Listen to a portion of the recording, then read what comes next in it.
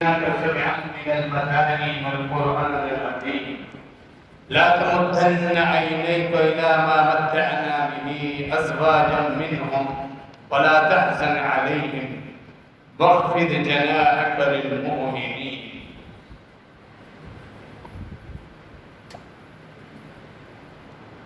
سورہ الحجر کی آیت نمبر 87 آپ کے سامنے تلاوت کی. دنیاوی مال و متاع اور دین کی نعمت، اللہ رب العالمین نے اس آیت مبارکہ میں ان دونوں چیزوں کا تقابل فرمایا. اگر کسی انسان کو اللہ رب العالمین دین کی سمجھ دیتا ہے اور نیکیاں اور عبادات کرنے کی توفیق دیتا ہے، اسے گمراہیوں سے نکال کر ہدایت پر، نور پر، روشنی پر لے کر آتا ہے. اللہ نے اپنے قرآن میں کئی مقامات میں اس انسان کو خوش نصیب ترین انسان قرار دیا ہے. جبکہ جس انسان کو دنیاوی مال و متاع مل جائیں اور دنیاوی آسائش اور ساری دنیاوی نعمتیں مل جائیں، لیکن وہ اللہ کی تعارف سے محروم رہ جائے، اسے دین میں عبادات کرنے کی توفیق نہ ملے، حلال اور حرام میں فرق کیے بغیر مال جمع کرتا رہے، دنیا جمع کر لے، اللہ رب العالمین نے ایسے شخص کو بد نصیب، محروم اور بدبخت قرار دیا. اس آیت مبارکہ میں اللہ رب العالمین نے اپنے پیغمبر پر اسی احسان کو جتلایا ہے. اللہ رب العالمین کے ناموں میں سے اللہ کا ایک نام المنان، احسان کر کے جتلانے والا، اس کی صفت ہے. جیسا کہ المتکبر بھی اس کی صفت ہے، کیونکہ یہ ساری صفتیں صرف اسی کے لیے سزاوار. انسانوں پر اس طرح کی سوچیں اور کیفیات حرام ہیں. کوئی احسان کر کر جتلانے لگے، کسی پر کسی کی مدد کر کے پھر اس پر احسان جتلانے لگے، یا اس کے دل میں تکبر آنے لگے، یہ مخلوق پر حرام ہے. جو احسان جتلایا وہ قرآن کا، بالخصوص قرآن کی عظیم ترین سورت سورہ فاتحہ کا اللہ نے احسان جتلایا اپنے نبی کو. نبی علیہ السلام کے صحابہ اور خود نبی علیہ السلام کفار کو ملنے والے مال و دولت اور کبھی دیکھتے تھے، تعجب بھی ہوتا تھا. تو اللہ نے نبی علیہ السلام سے خطاب فرمایا، لیکن یہ تنبیہ پوری امت کے لیے، کفار اور دنیا دار لوگوں کا مال و متاع دیکھ کر ان پہ رشک کرنے کی ضرورت نہیں. فرمایا لا تمدن وَلَقَدْ آتَيْنَاكَ سَبْعًا مِنَ الْمَثَانِي وَالْقُرْآنِ الْعَظِيمِ. اے میرے محبوب صلی اللہ تعالی علیہ وآلہ وسلم، ہم نے آپ کو 7 ایسی آیات عطا کی ہیں جنہیں بار بار پڑھا جاتا ہے. یہ سورہ فاتحہ کا خاص مقام ہے کہ آگے اللہ نے فرمایا والقرآن العظیم، اور اس عظمت والی یہ کتاب بھی آپ کو عطا کر دی. اہل تفسیر تمام کے یہاں تفسیر میں 2 اقوال کہ آیا قرآن عظیم اسی صورت کو کہا گیا، یہ جو ہم نے آپ کو 7 بار بار دہرائی جانے والی آیتیں دی ہیں، یہی عظمت والا قرآن ہے، اتنی بڑی نعمت آپ کو عطا کر دی. اور ایک قول یہ ہے کہ قرآن کا علیحدہ ذکر کیا کہ آپ کو قرآن کے اندر سورہ فاتحہ عطا کی، جس کی 7 آیتوں کو بار بار پڑھا جاتا ہے، ہر نماز میں پڑھا جاتا ہے، نفل ہو، فرض ہو،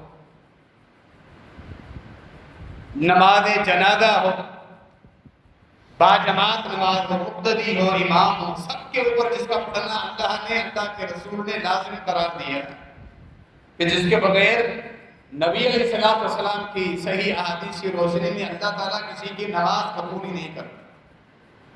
کیونکہ اللہ نے ان 7 آیات کو ایک خاص مقام دیا ہے کہ اللہ نے سورۃ الحجر کی اس آیت میں علیحدہ ذکر فرمایا. سبعا من المثانی، ہم نے آپ کو یہ چیز عطا کی.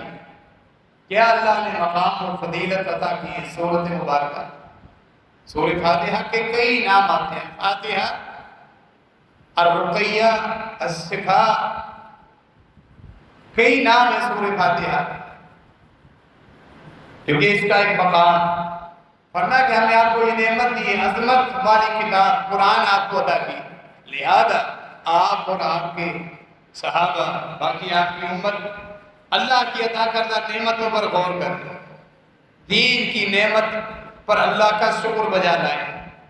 لا تمدن عینیک الی ما متعنا بہ ازواجا منہم، کفار کو ہم نے مختلف اقسام کی دنیا کی جو نعمتیں عطا کر دی، گھر اور مال و دولت، کاروباری ترقی، آسائشیں اور لگژری زندگی، جس انداز میں وہ گزار رہے ہیں جس سے تم دور ہو، لیکن ان کے پاس دین کی نعمت نہیں، عقیدہ نہیں ہے، قرآن کا علم نہیں ہے، یہ پاکیزہ شریعت سے وہ محروم ہے جو اللہ کا پسندیدہ دین ہے، جس شریعت کی بنا پر اللہ نے ضمانت دی ہے دنیا میں تمہاری عزتوں کی اور آخرت میں بھی رفعتوں کی۔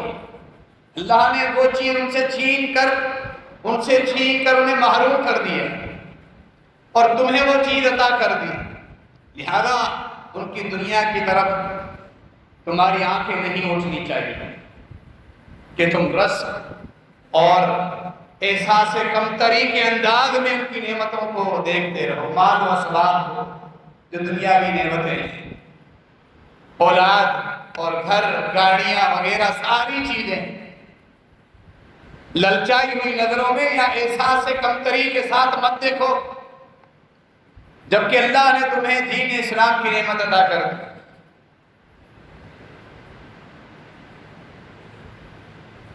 اللہ کے نبی علیہ السلام کا فرمان صحیح بخاری، صحیح مسلم، دیگر کتب حدیث میں معروف حدیث، لا حسد الا فی اثنتین، فرمایا اگر تم نے رس کرنا ہے کسی کی نعمت کو دیکھ کے، تمہیں اگر یہ احساس ہو کہ کاش یہ چیز ہمیں بھی نصیب ہو، وہ دو چیزیں، لا حسد الا فی اثنتین، حسد اگر ہے دو چیزوں، کس معنی میں حسد؟ ایک حسد مذموم ہے، جو حسد کرنے والا حاسد گنہگار ہوتا ہے، وہ شریعت میں پسندیدہ نہیں۔ کسی آدمی کے پاس نعمت دیکھے، اس کی خواہش یہ ہو کہ نعمت اس سے چھن جائے اور مجھے ملے، حاسد بے وقوف ہوتا ہے، اللہ کی تقدیر پر وہ اعتراض کرنے والا ہوتا ہے کہ اللہ نے جس کی تقدیر میں نعمتیں اچھائیاں لکھ دی ہیں، تم حسد کر رہے ہو کہ اللہ نے یہ چیز اسے کیوں دی، اس سے چھن جائے اور مجھے ملے، تو بے وقوف ہوتا ہے حاسد۔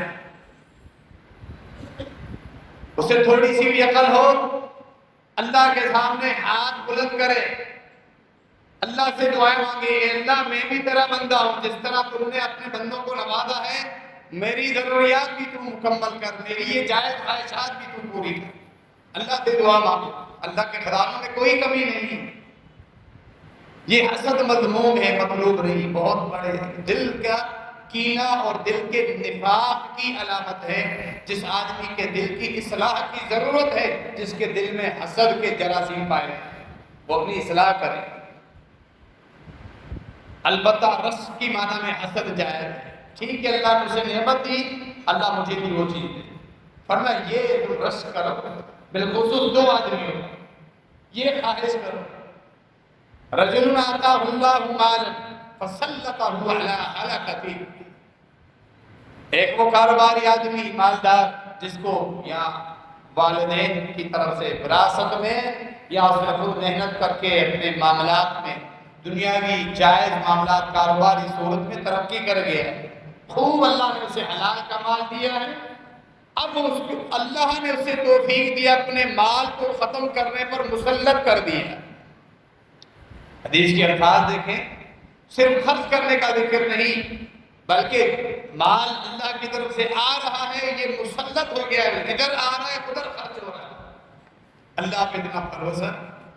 اور حدیث کے الفاظ کے اندر یہ بھی اشارہ ہے کہ جو خرچ کرتا جا رہا ہے اللہ کی طرف سے بھی آ رہا ہے، ختم نہیں ہوتا مال خرچ کرنے والوں کا، اللہ کے راستے میں مال دینے والوں کا مال کبھی خرچ نہیں ہوتا۔ قرآن مجید کی آیات بے شمار آیات ہیں، نبی علیہ السلام کی حدیث، ما نقصت صدقۃ من مال، جو تم صدقہ نکالتے ہو تمہارے مال میں کمی نہیں آتی۔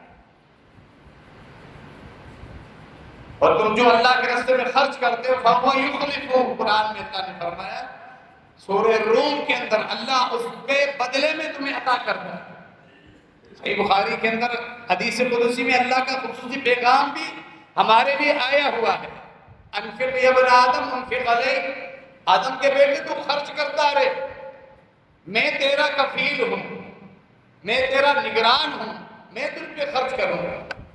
اللہ جس کا کفیل بن جائے وہ کبھی بھوکا نہیں بیٹھے، تو خرچ کر، دیکھو میں تیرے اوپر کیسے خرچ کرتا ہوں۔ اس آدمی پہ رشک کر، ادھر مال کما رہا ہے حلال کا، اور حلال کے راستے میں بیواؤں یتیموں اللہ کے دین کے لیے میدان جہاد میں، دینی مدارس میں، اللہ کے گھروں مساجد کو آباد کرنے کے لیے، اپنی ضروریات پوری کرنے کے لیے مال خرچ کرتا رہتا ہے۔ اللہ بھی سوچے رزق کر، کاش اللہ رب العالمین ہمیں بھی اسی طرح مالی فراوانی عطا کرے اور ہم بھی اسی طرح اللہ کے راستے میں مال خرچ کریں۔ یہ ہے رزق کرنے کی چیز۔ دوسرا وہ آدمی وَرَجُلٌ آتَاهُ اللَّهُ حِكْمَةً فَهُوَ يَقْضِي بِهَا فِي النَّاسِ وَيُعَلِّمُهَا، ایک آدمی کو اللہ رب العالمین نے دین اسلام کا فہم دیا، مسائل کے اندر دسترس دی ہے، قرآن حدیث کی روشنی میں لوگوں کے شرعی مسائل حل کر کے ان کو بتاتا ہے یہ جائز ہے یہ ناجائز ہے، یہ حلال ہے یہ حرام، شرعی مسائل لوگوں کو بتاتا ہے، لوگوں کو درپیش آنے والے مسائل، وراثت کا مسئلہ ہو، عبادات میں کوئی پیچیدگی آ جائے، کاروباری معاملہ ہو، کوئی نئی لین دین کرنی ہو، نیا کاروبار کھولنا ہو، آیا وہ جائز ہے یا نہیں۔ اہل علم جن کو اللہ نے دین کا نور عطا کیا ہے، علماء جو لوگوں کی رہنمائی کرتے ہیں، ان پہ رس کرو، بڑے خوش نصیب انسان، اللہ کے ہم تو بڑا مقام، بڑی حیثیت، ان پہ رس کرو۔ ہے کاش اللہ مجھے بھی اسی طرح کا علم دیتا، یہ نور میرے سینے میں اللہ ودیت فرماتا، میں لوگوں کو اپنے اس نور کے ذریعے لوگوں کو اندھیروں سے نکالتا اور ان کی رہنمائی کرتا، ان کے لیے آسانیاں کرتا، جس طرح یہ عالم دین، یہ فقیہ لوگوں کو شرعی مسائل بتا کر ان کی شرعی الجھنیں دور کرتا ہے اور درست راستے پر لے کر آتا ہے، ان کو درست عقائد بیان کرتا ہے تاکہ وہ اپنی جنت کا راستہ بنا لے، اور اگر وہ غلط راستے پر چڑھ جائیں، شیطان کے حوالے ہو جائیں، شیطان کے وسوسوں کا شکار ہو چکے ہیں، جس راستے پر چڑھ چکے ہیں وہ راستہ انہیں جہنم اور ہلاکت کی طرف لے کر جا رہا ہے، وہ انہیں پکڑ لیتا ہے۔ نبی علیہ السلام کے ورثاء ہیں علماء، جس طرح پیارے پیغمبر خاتم النبیین جناب محمد الرسول اللہ صلی اللہ تعالی علیہ وآلہ وسلم نے فرمایا میری مثال اس آدمی کی مثال کی طرح ہے، اس آدمی کی طرح ہے جس نے آگ جلائی، آگ کی روشنی دے کر یہ کیڑے مکوڑے اس آگ کی طرف لپکتے ہیں، وہ اسے روشنی اور زندگی سمجھتے ہیں، حالانکہ آگ میں جانے کے بعد جل کر بھسم ہو جاتے ہیں، وہ انہیں وہاں سے آنکتا ہے، بھگاتا ہے۔ فرمایا تم بھی اسی طرح زبردستی دنیا کی چمک دمک کو دیکھ کے آگ کی طرف آگے جا رہے ہو۔ انسان بے وقوف ہے نا، ظاہری جو چیز ہے اسی کو سب کچھ سمجھتا ہے، ظاہری چمک کو دیکھ کر دھوکہ کھا جاتا ہے، انسان کی فطری کمزوری ہے۔ اور آخرت کے انعامات اور نعمتیں، اللہ کی رضا اور خوشنودی یہ غیب کے پردوں میں اللہ نے چھپا کے رکھی، وہ دیکھنے میں نہیں آتی، تو انسان کا ایمان کمزور ہو جاتا ہے، اتنی محنت جستجو نہیں کرتا۔ فرمایا میں تمہیں تمہاری پیٹھ اور کمر سے پکڑ پکڑ کے بھگا رہا ہوں، ہلم من النار، اللہ کے بندو یہ راستہ جہنم کی طرف جا رہا ہے، تم اس سے بچ جاؤ، ہٹ جاؤ، تمہیں تمہاری پیٹھ سے پکڑ پکڑ کے پیچھے دھکیل رہا۔ علماء جو انبیاء کے ورثاء ہیں ان کی بھی یہی ذمہ داری ہے، ان کا بھی یہی کام ہے، لوگوں کو جہنم کے راستے پر جاتا ہوا دیکھ کر انہیں روکیں، منع کریں۔ خیر خواہی یہی ہے کہ انہیں پکڑ پکڑ کے سیدھے راستے پر لے آئیں جو راستہ جنت کی طرف جاتا ہے۔ خوش نصیب ہیں اللہ کے خاص بندے۔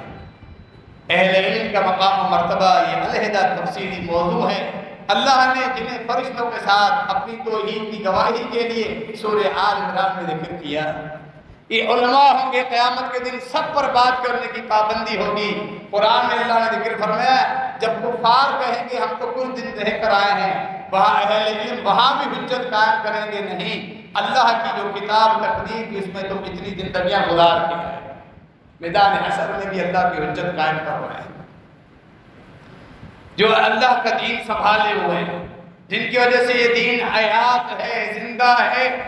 یہ اگر علماء حق، وحی کے علماء، وحی کے وارثین، قرآن حدیث صحیح معنی بیان کرنے والے، عقیدہ توحید اور نبی علیہ السلام کی سنت اور نبی علیہ السلام کے صحابہ کا دین لوگوں میں بیان کرنے والے علماء، یہ اللہ کی بڑی نعمت کا بڑا مقام ہے۔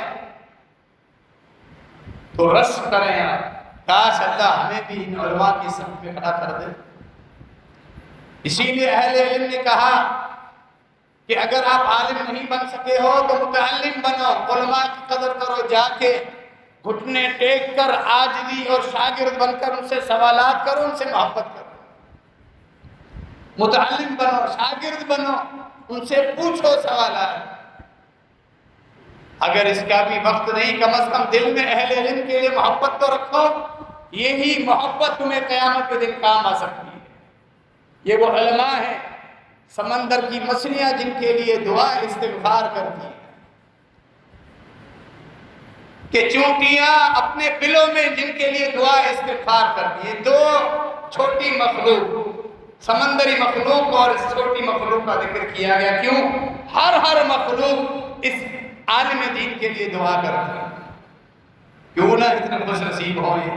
لیکن علماء ربانیین مراد ہیں، جو لوگوں کو رب کی توحید کی طرف بلائے، گمراہی کی طرف نہیں، دجالی فتنے کی طرف بلانے والے نہیں، جو قرآن سے دور کریں، توحید سے دور کریں، نبی علیہ السلام کی سنتوں سے دور کریں۔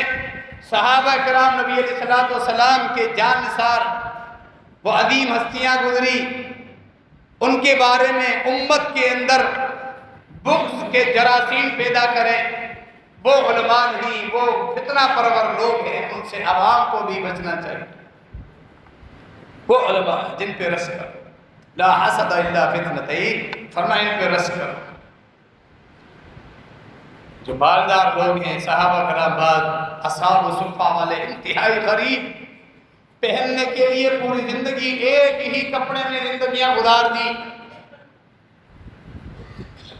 ایک کپڑے میں، ایک چادر میں۔ مصعب بن عمیر رضی اللہ تعالیٰ عنہ کی شہادت ہوتی ہے، شہادت کے وقت ایک ہی چادر تھی جس میں وہی چادر ان کا کفن تھا، زندگی بھی گزاری کفن میں بھی، قبر میں بھی وہی چادر ساتھ تھی۔ بھوکے رہتے تھے مہاجرین اور انصار، جو اصحاب سربت اور جن کے باغ تھے، وہ کبھی کھجور بھیج دیتے، ان کی طرف سے کبھی دودھ وغیرہ کا تحفہ آ جاتا، جس سے ان کا پیٹ بھرتا اور پھر ان کی بھوک مٹ جاتی تھی۔ لیکن وہ ایک دن آئے، جب دیکھا کہ یہ جو مالدار صحابہ کرام ہیں، یہ تو درجات میں بلند اور بلند ہوتے جا رہے ہیں، حج بھی کر رہے ہیں، عمرے بھی کر رہے ہیں، بیواہوں پر خرچ کر رہے ہیں، یتیموں کی ضروریات پوری کر رہے ہیں، میدان جہاد میں اتنا مال آ کر پیش کر رہے ہیں، وہ تو ہم سے آگے نکل گئے۔ اے اللہ کے نبی، ہم کیا کریں؟ آج یہ آئے تھے صرف یہ شکایت لے کر، مال کی کمی کی، دنیا حاصل کرنے کے لیے نہیں، آخرت حاصل کرنے کے لیے۔ معروف آپ ہے صحیح بخاری کے اندر نبی مکرم خاتم النبیین صلی اللہ علیہ وسلم نے تسلی دی، نسخہ بتایا۔ فرض نماز کے بعد یہ آپ اذکار پڑھو، 33واں جسے ہم کہتے ہیں، سبحان اللہ، الحمدللہ، اللہ اکبر، 33 مرتبہ، اللہ اکبر 34 مرتبہ، یا 33 مرتبہ اللہ اکبر، اور پھر 100 کی تعداد پوری کرنے کے لیے لا الہ الا اللہ وحدہ لا شریک لہ، لہ الملک و لہ الحمد وہو علی کل شیء قدیر۔ اللہ ان کے برابر تمہیں نیکیاں دے دے۔ ان کے برابر کن کن نیکیوں کا ذکر تھا؟ حج کا بھی، عمرے کا بھی، بیواؤں یتیموں پر خرچ کرنے کا، میدان جہاد میں خرچ کرنے کا ذکر تھا۔ یہ اتنی بڑی نعمت، یعنی ہر نماز کے بعد جو یہ ذکر کرتا ہے اسے اللہ رب العالمین 500 وقت حج کا بھی ثواب دیتا ہے، نیکیوں کا ثواب دیتا ہے۔ جب بالدار صاحبہ کے میں بات آئی، انہوں نے دیکھا کہ یہ بھی انگلیوں پر تسبیح گن رہے ہیں، اذکار، پوچھا دین اسلام کا مسئلہ چھپانا حرام ہے، بتا دیا۔ ایک دوسرے سے تقابل تھا، آخرت کے درجات حاصل کرنے کے لیے مقابلہ رہتا تھا۔ صحابہ کرام نے، مالدار صحابہ کرام نے بھی یہ شروع کر دیا۔ پھر اصحاب صفا گئے کہ اللہ کے رسول، انہوں نے بھی یہ شروع کر دیا، وہ بھی ہمارے برابر اس میں مال علیحدہ خرچ کر رہے۔ فرمایا یہ اللہ کی خاص تقسیم، ذالک فضل اللہ یؤتیہ من یشاء، حلال کے ذریعے مال دے، پھر مال دینے کے بعد توفیق بھی دے کہ وہ اللہ کے راستے میں خرچ کرے، اللہ کا خاص فضل۔ یہ دلوں کے اندر بات ڈالنے والی ذات اللہ رب العالمین کی۔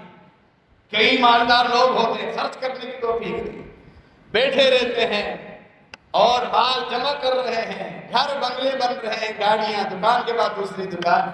زکوٰۃ فرض جو ہے وہ بھی ادا کرنے کی توفیق نہیں، حج فرض ہو جاتا ہے اس کے ادا کرنے کی بھی توفیق نہیں۔ لیکن یہ توفیق دینا بھی اللہ رب العالمین کی خاص نعمت۔ یہ جو گفتگو آپ سن رہے ہیں آج کے خطبے میں کہ انسان کو اصل شکر کس چیز پہ بجا لانا چاہیے، اللہ کی دین پر عقیدہ درست ہے، اللہ کی عبادت کرتا ہے، کم از کم فرائض مکمل ہیں، تو اس پر اللہ کا شکر ادا کرے اور خود کو خوش نصیب انسانوں میں سے سمجھے۔ دنیاوی مال و متاع جن لوگوں کے بعد ملے ہوں، جن لوگوں کو صرف ان کو آخری منزل نہ سمجھے کہ وہی خوش نصیب ہے، ان کو سب کچھ مل گیا، سب کچھ اسے مل گیا جسے رب مل گیا، رب کے رسول کی سنت اور محبت جس کو اللہ نے عطا کر دی، خوش نصیب تو وہ ہے۔ اسی لیے صحابہ کرام کی زندگیاں ہم دیکھتے ہیں، وہ آپس میں ملاقات کرتے کئی عرصے کے بعد موضوع یہ نہیں ہوتا تھا کہ کاروبار کہاں تک پہنچا، کوئی ملازمت ملی، کاروبار کیسے چل رہا ہے، شادی کی، بچے ہوئے، بچے کیا کر رہے ہیں، بچوں کی پڑھائی کا حال احوال، فلاں بچہ بڑا ہو کے تمہارا اتنا پڑھ چکا ہے، کسی کھاتے میں لگا، کسی دھندے میں لگا یا کسی عہدے پر پہنچا۔ ہمارا موضوع سنن یہ ہوگا۔ صحابہ کرام کی زندگیاں کتب حدیث کے واقعات آتے ہیں، وہ جب آپس میں ملاقات کرتے تھے اپنی عبادات، ایک دوسرے کی عبادات کا پوچھتے تھے کہ تمہاری عبادات کیسے جاتی ہیں۔ صحیح بخاری کے اندر ہم دیکھتے ہیں نبی مکرم جناب محمد رسول اللہ صلی اللہ تعالی علیہ وآلہ وسلم نے یمن کے 2 صوبوں پر معاذ بن جبل اور ابو موسیٰ اشعری کو ذمہ دار بنایا۔ دونوں جب اپنی ذمہ داریاں سنبھالنے کے لیے ایک دوسرے کے قریب آتے تو ملاقات کر لیتے۔ ایک دفعہ معاذ بن جبل چلتے چلتے ابو موسیٰ اشعری کے علاقے کے قریب آئے، ملاقات کرنے کے لیے چلے گئے۔ وہاں جاتے ہیں، ملاقات ہوتی ہے، واقعہ میں تفصیل ہے جو ان کی گفتگو ہوتی ہے۔ معاذ بن جبل پوچھتے ہیں ابو موسیٰ اشعری سے، کیف تقرأ القرآن، یہ سوال، ابو موسیٰ تمہارا قرآن کے ساتھ کیا تعلق چل رہا ہے؟ یہ ہوتا ہے ہمارا سوال۔ ملاقات جب ہو کسی دوست سے، کسی پرانے ساتھی سے، اپنی اولاد سے بھی یہ سوال نہیں کرتے۔ روزانہ کا اسباق ہے، پڑھائی کے بارے میں تو بڑے ہوشیار ہیں، قرآن کے ساتھ اس کا تعلق، اس کی تلاوت، ان چیزوں کی طرف ہمارا دھیان نہیں۔ تم قرآن کیسے پڑھتے ہو؟ ابو موسیٰ اشعری نے کہا قاعداً وقائماً وعلی راحلتی اتفوقہ تفوقاً، مجھے جو جو وقت ملتا ہے فراغت کا میں قرآن پڑھنا شروع کر دیتا ہوں، کھڑے ہوئے، بیٹھے ہوئے، جب دیکھتا ہوں فارغ قرآن پڑھنا شروع کر دیتا ہوں، وقفے سے جب موقع ملتا ہے۔ سواری پر کسی علاقے میں جانا ہوتا ہے، کسی معاملے کو دیکھنے کے لیے سواری پر جا رہا ہوتا ہوں، قرآن پڑھتا ہوا جا رہا ہے۔ میرے قرآن پڑھنے کا انداز ہے، آپ بتاؤ۔ ابو موسیٰ اشعری نے سوال کیا معاذ بن جبل سے، فرمایا میں رات کے وقت ہی پڑھ پاتا، اٹھتا ہوں، قیام کرتا ہوں، قرآن پڑھتا رہتا ہوں، پھر قیام میں پھر سو جاتا ہوں۔ وَأَحْتَسِبُ مِن نَوْمَتِي مَا أَحْتَسِبُ مِن قَوْمَتِي، میں آرام اس لیے کرتا ہوں، تھک جاتا ہوں تاکہ کچھ فریش ہو جاؤں، نیند میری پوری ہو جائے تاکہ اٹھ کے پھر دوبارہ قیام شروع کروں۔ اس نیند میں بھی اللہ سے ثواب کی امید رکھتا ہوں، کیونکہ وہ میری نیند رب کی عبادت کے لیے ایک تیاری ہوتی ہے۔ یہ صحابہ کرام کی گفتگو ہے، موضوع سخن ہوتا تھا۔ میں اس طرح قرآن پڑھتا رہتا، وہ رسک کرتے تھے جو دین میں آگے ترقی کر گئے۔ غزوہ احد میں ابو طلحہ رضی اللہ تعالیٰ عنہ نے جس طرح خود اپنے جسم کو ڈھال بنایا نبی علیہ السلام کے جسم اطہر کے سامنے اور خوب تیر پھینکتے گئے، ابو بکر رضی اللہ تعالیٰ عنہ ساری زندگی ذکر کرتے تھے غزوہ احد والا دن تو ابو طلحہ ہم سے بادی لے کر گئے۔ یہ رسک تھا جس نے اللہ کو راضی کرنے کے لیے کارنامے انجام دی۔ ام المومنین سیدہ عائشہ رضی اللہ عنہ فرماتی ہیں رسک کیا کرتی تھی انصار خواتین پر۔ فرمایا خیر الانصار خیر النساء نساء الانصار، انصار کی خواتین کس قدر خوش نصیب اور دیندار ہیں۔ اب یہ رسک ہو رہا ہے۔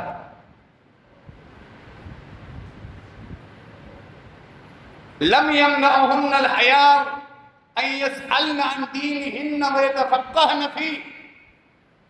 صحیح مسلم کے اندر یہ الفاظ ام المومنین سیدہ عائشہ رضی اللہ عنہ کے موجود۔ فرمایا انصار کی خواتین پہ مجھے رشک ہوتا ہے، اتنی دیندار خواتین اللہ کے نبی علیہ السلام کے پاس آ جایا کرتی تھی اور شرعی مسائل جس میں خاوند کے ساتھ جو میاں بیوی کے ذاتی مسائل ہوتے ہیں وہ بھی پوچھ کے جایا کرتی تھی، مخصوص ایام کے مسائل آتے تھے وہ بھی پوچھ کر جایا کرتی تھی، غسل کے مسائل آتے تھے وہ پوچھ کر جایا کرتی تھی۔ وہ خوش نصیب عقل مند خواتین ہیں انصار کی کہ انہیں حیا دین سیکھنے میں رکاوٹ نہیں بنتا تھا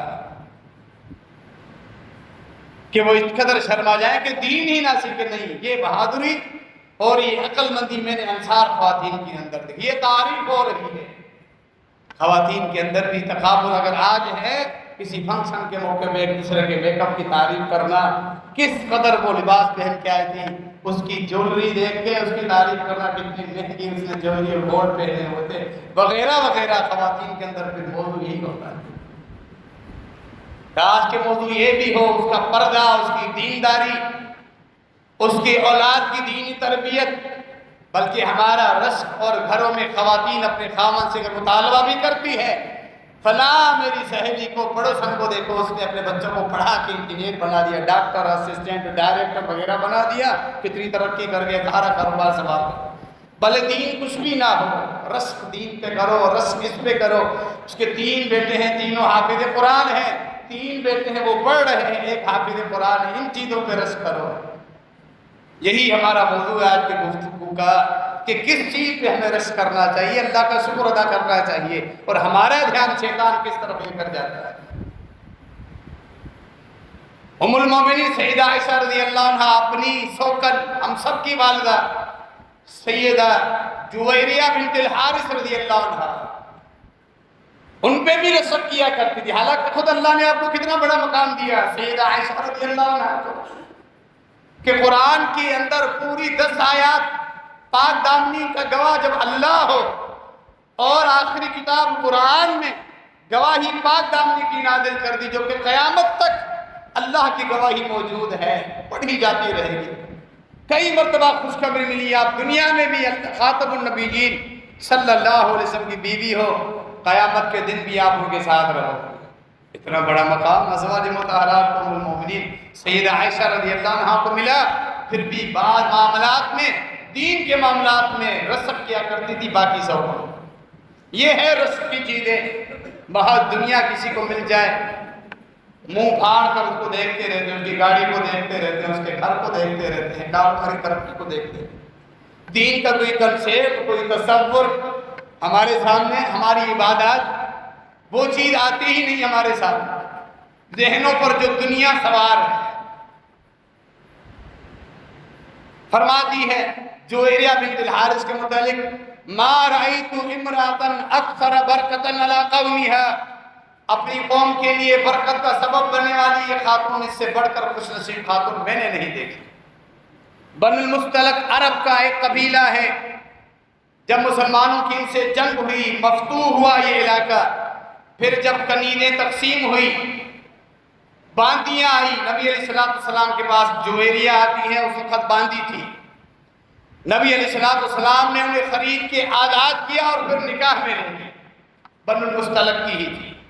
صحابہ کرام جو جہاد میں شریک تھے، بنو المستلق قوم کی باقی عورتیں جن کو انہوں نے باندیاں بنا لیا، اللہ نے اس کی اجازت دی ہے قرآن میں۔ بیویاں اور تمہاری لونڈیاں، جسے کنیز بھی کہتے ہیں، باندی بھی کہتے ہیں، اللہ رب العالمین نے قرآن میں اس کو جائز قرار دیا۔ جب پتا چلا صحابہ کرام کو کہ جویریہ جو کہ اسی قوم کی ہے، بنو المستلق قوم کی ہے، نبی علیہ السلام نے آزاد کر کے اس سے نکاح کر دیا، ہم سب کی والدہ بن گئی ہے، تو اس کی پوری قوم نبی علیہ السلام کے سسرالی رشتے کے ساتھ جڑ گئی۔ یعنی وہ سب نبی علیہ السلام کے اب سسرالی ہیں۔ اس عظمت کی بنا پر سب نے اپنی اپنی باندیوں کو آزاد کر دیا، ان خواتین کو آزاد کر دیا نبی علیہ السلام کی محبت میں۔ اب یہ نبی علیہ السلام کے سسرالی، 100 گھرانے آزاد ہوئے، 100 افراد نہیں، 100 گھرانے آزاد ہوئے۔ مستدرک حاکم کی صحیح سند کے ساتھ یہ روایت جو عائشہ رضی اللہ فرماتی ہے، سب سے زیادہ برکت کا سبب بنی جویریہ بنت الحارث پر۔ یہ رزق ہوتا ہے، برکت والی چیز یہ ہے جس کو اللہ رب العالمین آخرت کی برکت عطا فرمائے، دین کی برکت عطا فرمائے۔ ہمارے سامنے صرف دنیا ہے، دنیا میں اپنی ضروریات پوری کرنے کے لیے انسان ہاتھ پاؤں چلاتا رہے، جائز ذرائع آمدن کے لیے محنت کرتا رہے، لیکن اللہ کے دین کو کبھی نہ چھوڑے، قربان نہ کرے کہ اس مالی فائدے کے لیے اللہ کا فریضہ ہی چھوڑتا رہے، وہ بیوقوف ترین ہے۔ دنیاوی فوائد کے اصول کے لیے اپنا دین ہی بیچ ڈالے، اپنا عقیدہ ہی بیچ ڈالے۔ ادھر صحابہ کرام نے نبی علیہ السلام کے سسرالیوں کو سب کو آزاد کر دیا کہ اس خاتون کو نبی علیہ السلام نے اپنے عقد نکاح میں لے لیا ہے۔ ادھر یہاں ایسی بھی قوم ہے جو نبی علیہ السلام کے سسرالی، جو امت کے ماموں بنتے ہیں، سیدنا معاویہ رضی اللہ تعالیٰ عنہ، سیدنا ابو سفیان رضی اللہ تعالیٰ عنہ فتح مکہ کے موقع پر دین اسلام قبول کرتے ہیں۔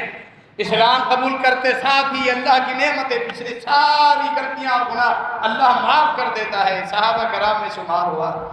اہل ایمان اسی لیے بھی ان سے محبت کرتے ہیں کہ وہ امت کے اب ماموں بن چکے ہیں، کیونکہ نبی علیہ السلام کی بیوی ام حبیبہ ابو سفیان رضی اللہ تعالیٰ عنہ کی بیٹی، معاویہ رضی اللہ تعالیٰ عنہ کی بہن، تو معاویہ رضی اللہ تعالیٰ عنہ نبی علیہ السلام کے سسرالی رشتے کے حساب سے بھی جڑ گئے اور پوری امت کے ماموں بھی بنے۔ وہ بدبخت لوگ جو اس چیز کا خیال نہ رکھیں اور ان کے لیے کم و بیش اور سخت الفاظ ان کو ایمان سے محروم کرنے کا دعویٰ کریں، ایسے لوگوں سے کسی خیر کی آپ توقع کر سکتے ہو؟ اس دنیاوی سیاست میں دجالی فتنے ہمیں کیا کچھ دکھا رہے ہیں؟ یاد رکھیے گا، دنیاوی سیاست اپنی جگہ، دین ہمیشہ ہمیں مقدم ہونا چاہیے۔ آپ کیا ان لوگوں سے خیر کی امید رکھتے ہیں جو اسرائیل سے لڑ کر اسے نقصان پہنچا رہا ہے، اور آگے جو ویڈیو بن رہی ہے اے آئی کی روشنی میں کچھ فیک اور کچھ حقائق مکسچر بنا کے جو عوام کو دھوکے میں ڈالا جا رہا ہے؟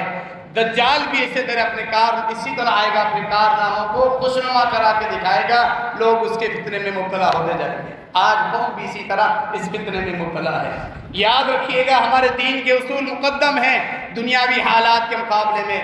صحیح بخاری کے اندر پیارے پیغمبر صلی اللہ علیہ وسلم کی حدیث سنیے، فرمایا ان اللہ لیؤید ھذا الدین برجل فاجر، کہ اللہ کی سنت ہے کبھی کبھار اللہ اس دین کی مدد کسی فاجر اور فاسق آدمی سے بھی لے لیتا ہے۔ محض اگر کوئی دینی فائدہ پہنچا رہا ہے وہ حق پر نہیں، اور قطع نظر اس کے کہ اس لڑائی کے اندر آگے کیا مقاصد ہیں، مضمرات ہیں، وہ باتیں اپنی جگہ علیحدہ، تفصیل ان کے اندر مطلوب۔ ہم صرف اپنی عقائد جو اللہ رب العالمین کی نازل کردہ اس کتاب قرآن کے انکاری، جن کا بنیادی عقیدہ ہو وہ آپ کے فلسطینی بھائیوں کو چھڑانے کے لیے جنگ کریں گے، وہ پوری امت کے خیر خواہ بنیں گے۔ آپ نے سنا ام المومنین سیدہ عائشہ رضی اللہ عنہ کی پاک دامنی کے گواہ اللہ رب العالمین جو اس عظیم ہستی پاک دامن خاتون ہم سب کی والدہ اس کے متعلق برا عقیدہ رکھیں، گندے الفاظ کہیں، جن کے بنیادی عقیدے میں یہ چیز شامل ہو، آپ ان سے خیر کی امید رکھتے ہو؟ دنیا کی سیاست دیکھیں، یہی تو دجالی فتنے ہیں۔ اپنے ایمان کو سنبھالیے۔ اللہ رب العالمین ظالموں کو آپس میں لڑا رہا ہے، اہل ایمان اس پر مطمئن ہے، دونوں کو نقصان ہو ظالموں کو جو اللہ کے دین کے دشمن ہیں۔ اہل بیت کا نام لے کر باقی سارے صحابہ کے گرام تبرع کرتے ہیں، کبھی ان کے لیے خیر خواہی کا انداز نہیں ہونا چاہیے۔ دیکھتے رہے تماشا، اللہ ظالموں کو لڑا رہا ہے، بات کہاں تک پہنچتی ہے؟ کیوں اپنے دین سے تم اتحاد کے نام پہ دھوکہ کھا جاتے ہیں؟ ہمیں بھی جذبہ اتحاد کو زیادہ ہی غالب ہو جاتا ہے، فوراً عقیدہ الولا والبرا بھول جاتے ہیں۔ اس وقت صحابہ کرام کی محبت، ہم سب کی والدہ عائشہ رضی اللہ عنہ کی محبت ہم سے بھول جاتی ہے، ابو بکر صدیق رضی اللہ تعالیٰ عنہ کی محبت، عمر فاروق رضی اللہ تعالیٰ عنہ کی محبت، عثمان غنی رضی اللہ تعالیٰ عنہ کی محبت سب ہم سے بھول جاتی ہے۔ اور جن کے عقائد میں یہ شامل ہو سیدنا علی رضی اللہ تعالیٰ کی محبت کے نام پہ اتنا غلو کریں، 3 یا 4 انبیاء کے علاوہ باقی انبیاء سے بھی افضل بولیں دھڑلے سے، اس کی ویڈیو وہ کاسٹ کریں اور عوام میں پھیلائے سوشل میڈیا پہ کہ علی رضی اللہ تعالیٰ عنہ، نبی علیہ السلام، ابراہیم علیہ السلام، ایک دو نبیوں کے بغیر علی رضی اللہ تعالیٰ عنہ باقی چند انبیاء کے علاوہ باقی انبیاء سے بھی افضل ہے۔ اس کے کفر میں کوئی شک ہے کہ آپ ان سے خیر کی امید رکھتے ہو؟ تو یہ فتنہ ہے۔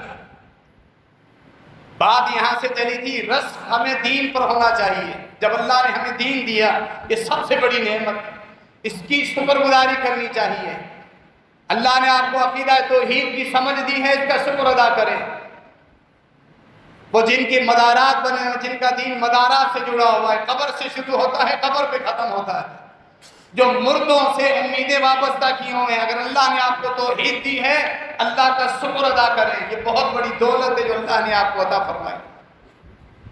سیدنا یوسف علیہ السلام نے اسی نعمت کا ذکر کیا سورہ یوسف میں، اپنے دونوں ان قیدیوں کے سامنے جو خواب کی تعبیر معلوم کرنے آئے تھے۔ ما کان لنا ان نشرک باللہ من شیء ذلک من فضل اللہ علینا وعلی الناس ولکن اکثر الناس لا یشکرون۔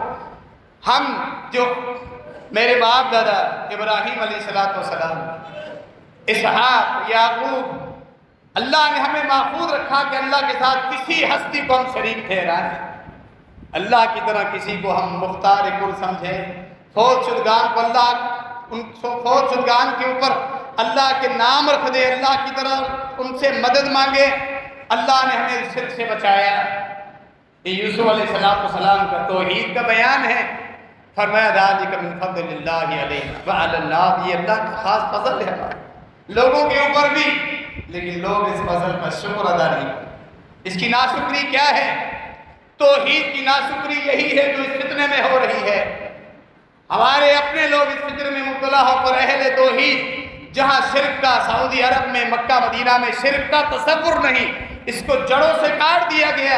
یہ بدبخت دنیاوی سیاست اور جھوٹی ویڈیوز اور جھوٹے پروپیگنڈوں کو دیکھ کے اپنے ہی لوگ اہل توحید کو یہ ظالم گالیاں بک رہے ہیں، اور ان بدبخت لوگوں کو جو قرآن کے انکاری، صحابہ کے دشمن، امہات المومنین کے دشمن، ان کی تعریف کے گن گا رہے ہیں، اور دیکھیں ان کے الفاظ، ان کی پوسٹ سے دیکھیں۔ یہ دجال فتنہ، یہ توحید کی ناشکری ہے۔ عقیدہ توحید بھلا گئے۔ رب کعبہ کی قسم، یہ ساری دنیا پہ سرخرو ہو جائے، ان کے دین پہ ساری دنیا آ جائے، کوئی خیر کوئی برکت نہیں جب تمہارے پاس توحید نہیں، دین نہیں۔ کفار پہ غلبہ، دین کا غلبہ جب ہے جب اللہ کا دین غالب ہو، توحید غالب ہو، صحیح دین غالب ہو، قرآن غالب ہو۔ ایسے لوگ اگر بالفرض غالب بھی آ جائیں قرآن کے انکاری، تمہیں کیا دین ملے؟ یہ فتنے۔ اللہ رب العالمین ہم سب کی اصلاح فرمائے، رسک اس طرح کریں صحابہ کرام جس طرح رسک کیا کرتے تھے۔ امیر المومنین عمر بن خطاب رضی اللہ تعالیٰ عنہ ابو لؤلؤ فیروز مجوسی یہ ظالم حملہ کرتا ہے، 1-2 دنوں کے بعد پھر شہادت ہو جاتی۔ اللہ کے بندوں، ان لوگوں میں تم نے خیر کی امید رکھی ہوئی ہے جو عمر بن خطاب کے دشمن کے نام کی انگوٹھی اپنی انگلیوں سے اتارتے نہیں، جو اس نیت سے فیروزہ پہنتے ہیں کہ مجوسی کے ساتھ فیروزہ کی نسبت ہوتی ہے، تمہیں خیر کی امید ہے، وہ تمہیں نجات دلائیں گے۔ عقل معروف ہو گئی ہے ہمارے مسلمان، اہل سنت والجماعت سے خطاب ہے جو اس فتنے اور پروپیگنڈے کا شکار ہو گئے، جو اس بدبخت قاتل کی مزار بنا کے اس کا طواف کرتے ہیں، ان سے آپ کو خیر کی امید ہے؟ عمر بن خطاب رضی اللہ تعالیٰ عنہ کا قاتل، شہادت ہو چکی، صحیح بخاری اٹھائیے۔ اہل سنت والجماعت کے لوگوں اپنی اصولیات جو کتابیں ہیں ان کا مطالعہ کریں۔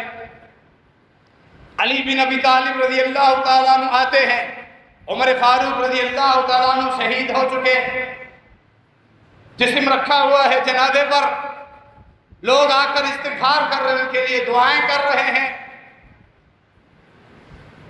جو سسر بھی ہیں عمر بن خطاب کے، اپنی بیٹی ام کلثوم عمر بن خطاب کو دی، وہ محبت ہے ان کی آپس میں۔ جب شہادت ہوئی کہتے ہیں اے امیر المومنین عمر بن خطاب، آپ کے اعمال دیکھ کے دل میں یہ خواہش ہوتی تھی کاش رب کے ساتھ جب ملاقات کروں میرے پاس بھی وہی نیکیاں ہوں، وہی شرف ہو، وہی کارنامے ہوں۔ اے عمر، جو کارنامے آپ نے انجام دیے، جو شرف اللہ نے آپ کو عطا کیا، جو عبادات، جو اخلاص، اللہ کی معرفت، اللہ کے ساتھ تعلق جو آپ کا تھا، ہے کاش اسی تعلق اور معرفت اور عبادت اور اخلاص کے ساتھ میں رب کے ساتھ جا کے ملاقات کرتا ہے عمر، جس طرح آپ رب سے ملنے جا رہے ہیں۔ یہ ہوتا ہے رشک کرنے والے کون ہیں؟ امیر المومنین علی بن ابی طالب رضی اللہ تعالیٰ عنہ۔ رشک کس میں کیا جا رہا ہے؟ عمر بن خطاب رضی اللہ تعالیٰ عنہ۔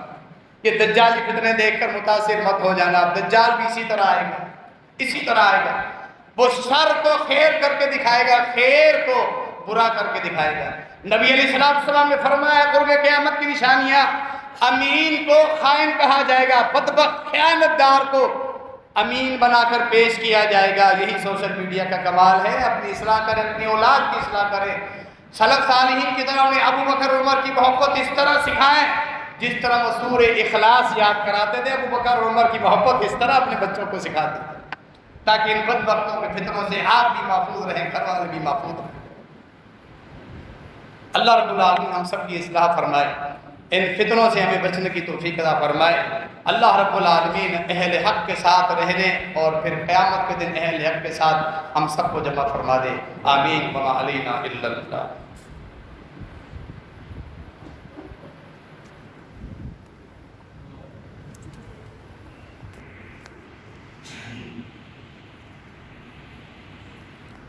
الحمد للہ۔